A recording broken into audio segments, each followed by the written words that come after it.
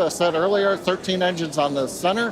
Those are the ones that gimbal and steer the vehicle.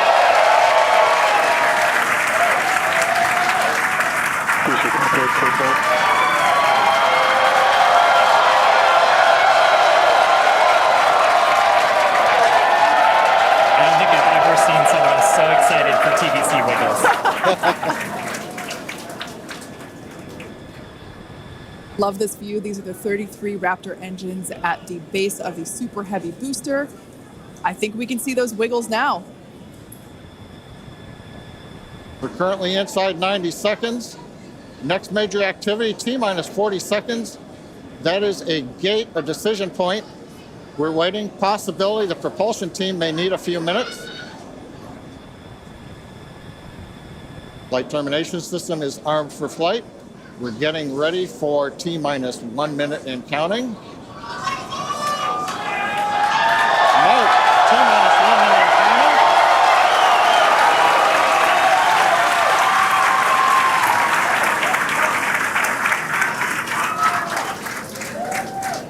counting. Next, we'll see as we get past T-minus 40 seconds for final checks of the vehicle.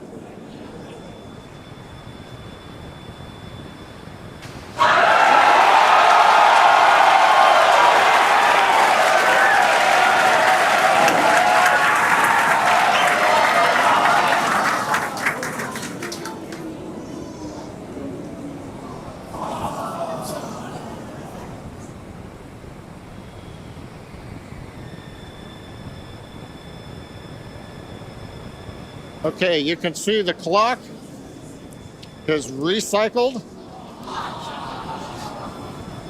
Flight director has called a hold. We are recycling. For the moment, we'll see where they move the clock back to. They could hold at T-minus 40 seconds. They could go to an earlier point. Give us a minute to listen into the nets, and we'll see if we can get you more information to share.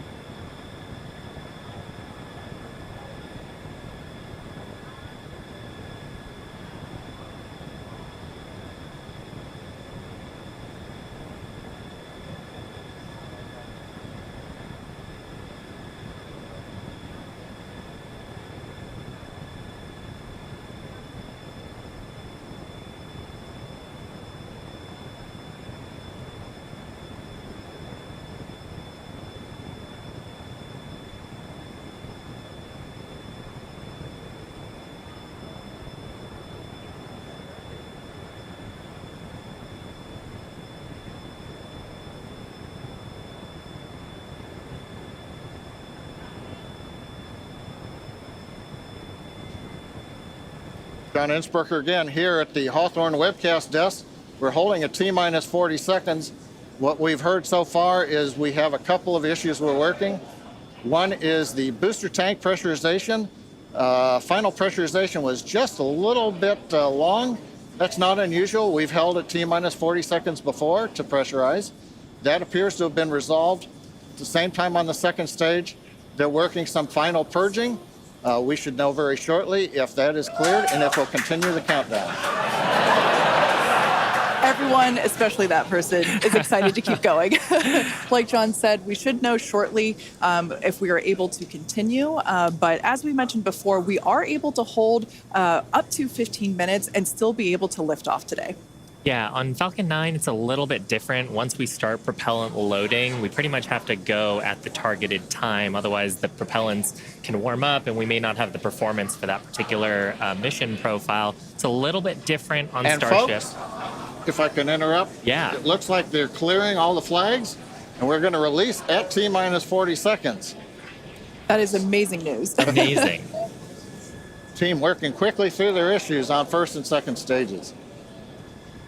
And I'm sure all of the rehearsals and simulations that they've been doing have prepared them to evaluate this data quickly to try to get us in for today's launch attempt. For those of you just joining, we have a brief hold at the T-minus 40 second mark. The team is resolving one issue with the bleed purge on the stage 2 Raptors.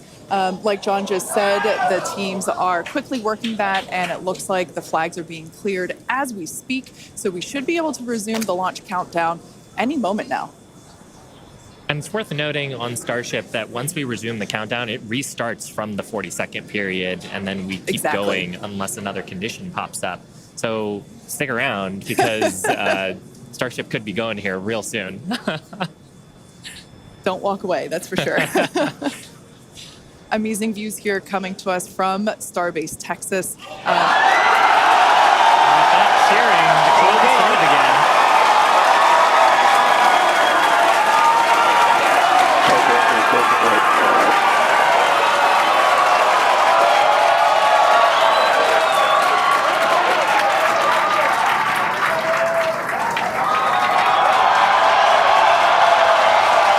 T-minus 15 seconds. 10, 9, 8, 7, 6, 5, 3,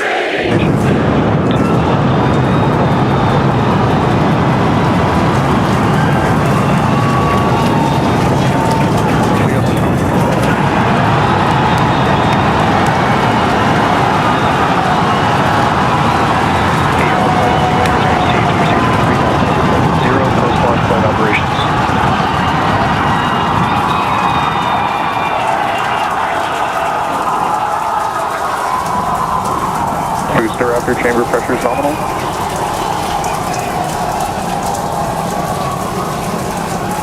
T-plus 43 seconds into the test flight of the inaugural Starship vehicle. Tower cleared, we're into pitch over. Propulsion reports first stage engines nominal. What a sight from the ground cameras at Starbase. We're flying at twice the thrust of the Saturn V heading to space. Authorization of signal, surface proceed. We're throttled down and throttled back up. Going through the period of maximum aerodynamic pressure.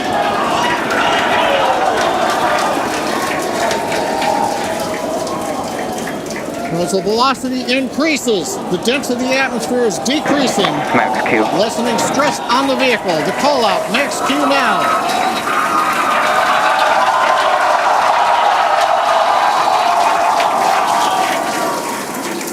Continuing to watch the first stage as we head downrange.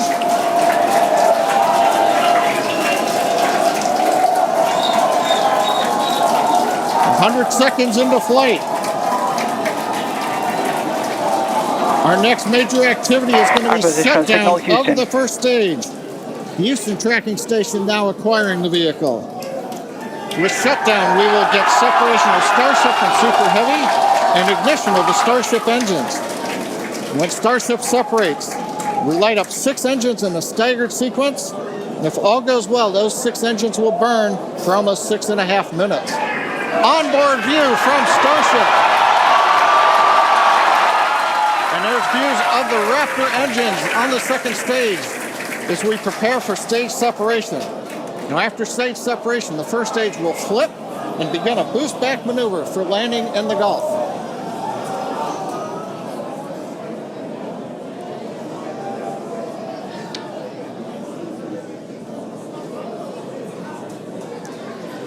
continuing to fly. 2 minutes, 40 seconds. Let's get ready for main engine cutoff. Booster engine cutoff. Beginning the flip for stage separation.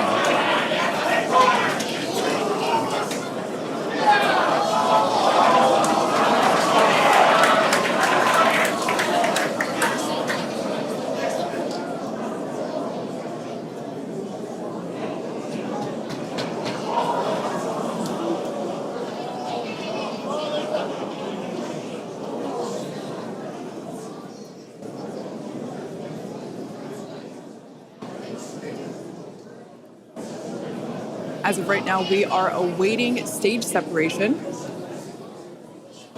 where Starship should separate from the Super Heavy booster. Yeah, Kate, right now it looks like we saw the start of the flip, but obviously we're seeing from the ground cameras the entire Starship stack continuing to rotate. We should have had separation by now. Obviously, this is does not appear to be a nominal situation. Yeah, it does appear to be spinning, but I do want to remind everyone that everything after clearing the tower was icing on the cake.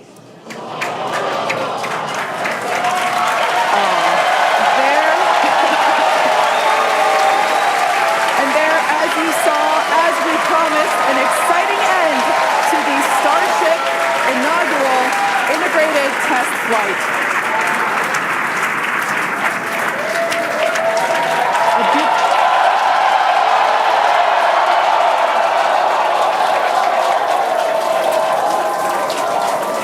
Everyone here absolutely pumped to clear the pad and make it this far into the test flight, the first integrated flight of the booster and the Starship vehicle.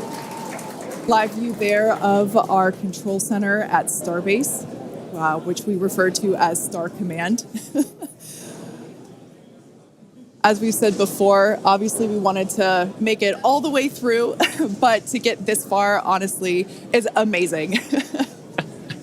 Well, if you're just joining us, Starship just experienced what we call a rapid unscheduled disassembly, or a RUD, during ascent. But now this was a development test. This is the first test flight of Starship, and the goal was to gather the data, and as we said, clear the pad and get ready to go again. So you never know exactly what's going to happen, but as we promised, excitement is guaranteed. And Starship gave us a rather spectacular end to what was truly an incredible test thus far.